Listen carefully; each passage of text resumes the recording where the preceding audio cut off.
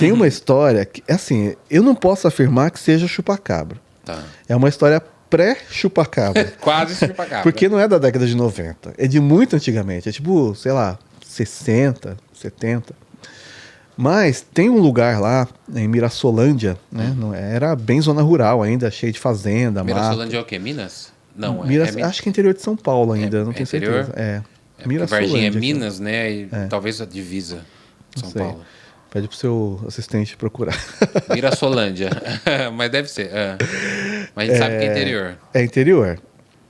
E aí, nessa cidadezinha, começou-se a criar uma história de que no meio do mato e às vezes atacando as fazendas, tinha um bicho. Uma criatura. Na época se falava besta-fera, né? Besta-fera. Não é? Já ouviu esse termo? Claro, eu adoro esse nome. Besta-fera. Eu acho engraçado. É muito engraçado. São dois nomes muito fortes. Uma besta e uma Essa é a fera. besta-fera. Tipo, juntou os Como dois. que É terrível. A besta-fera? É uma besta e uma fera. É terrível essa besta-fera. E aí na época se criou essa história de que tinha alguma coisa atacando animais. É a mesma coisa da chupacabra, atacava animais.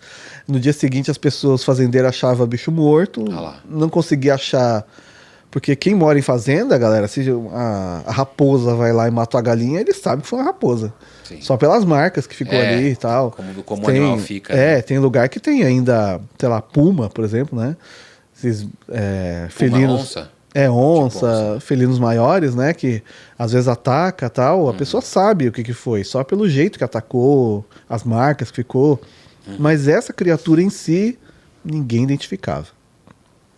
Aí criou-se essa história que Mirassolândia tinha um lobisomem. Lá. Não sei se você já ouviu falar do lobisomem de Mirassolândia. Não.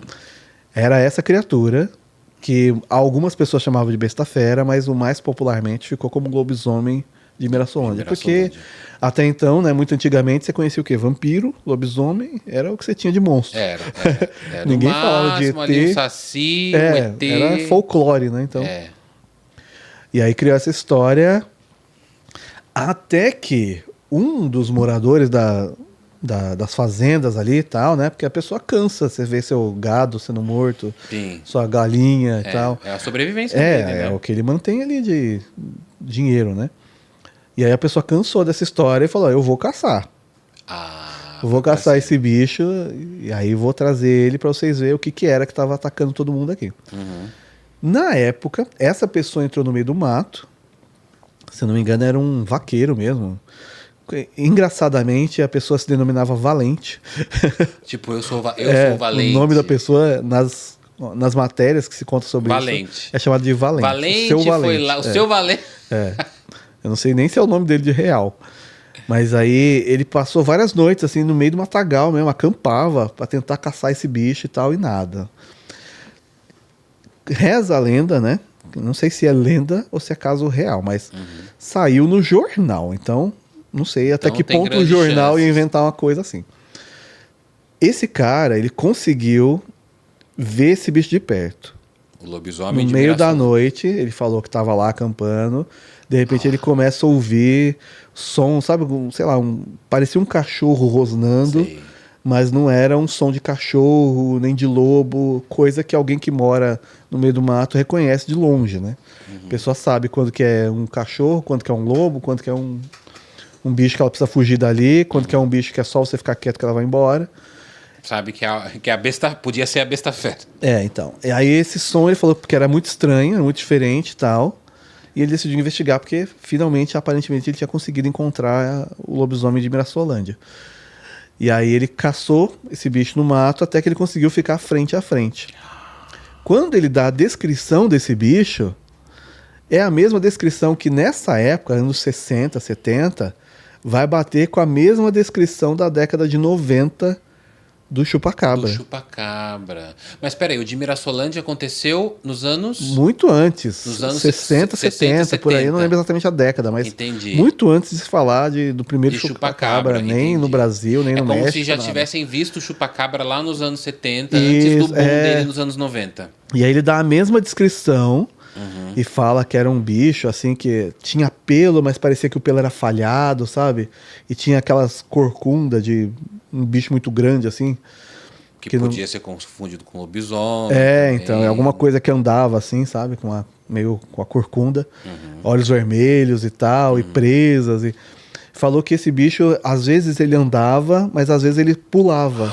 Que é uma característica também do chupacabra. Do chupacabra. Lobisomem, acho que eu já vi história de que lobisomem que pula também. Então. Que Ele pula falou alto. que ele tinha um cheiro muito esquisito.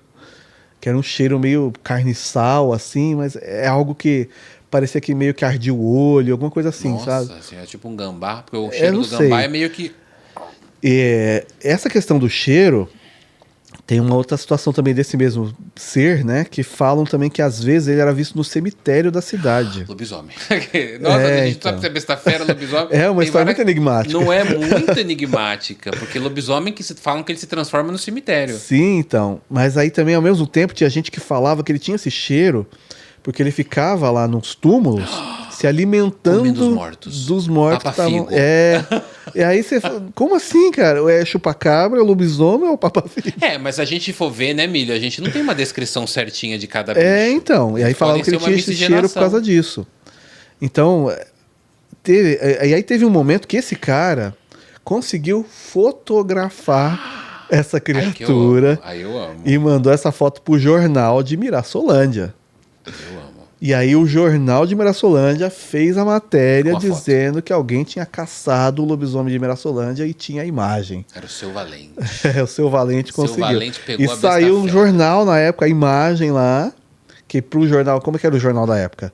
A foto parecia um desenho, né? Ah, sim, é verdade. Na época Aquelas era fotos só que preto e pareciam branco, né? Sim, Só sim. negativo e É positivo. igual o Bebê Diabo. Isso, Bebê Diabo é um desenho. É assim também, é um Ninguém desenho. nunca viu o Bebê Diabo. E aí publicou-se essa foto, né? Mas muita gente achou que era um desenho. Então muita gente achou que era mentira do jornal, né? Dizendo que Vocês estão desenhando um negócio falando que é foto. só para acalmar o povo, porque o povo tá com medo de sair na rua Claro, já, o medo de sair à noite. E isso prejudica a cidade, né? Ainda mais cidade do interior. Então né? tinha gente achando que era mais isso para poder acalmar a cidade e tal. E aí, mas muita gente acreditava, né? Mas aí passou um tempo, essa história, mataram o bicho, sumiu. O bicho foi sumindo. Igual o chupacabra. Eu não sei qual foi o momento que ele sumiu. Só sei que pararam de falar. Então, mas aí, conforme ia passando os anos, ainda tinha gente que falava que esse bicho veio aqui, eu vi esse bicho de longe, até que chegou na década de 90 e começou as histórias do chupacabra. Eu achei muito interessante isso, o fato de que possivelmente, se realmente existiu uma criatura que seja o chupacabra, porque até hoje é uma incógnita, né? Tem gente que afirma veemente que viu, inclusive que aconteceu, acho que foi no litoral, eu não sei se foi São Vicente, acho que é São Vicente, que tinha um santuário de animais lá, alguma coisa assim, que a mulher fala que viu na frente dela, assim, pulou alto e sumiu no meio do mato.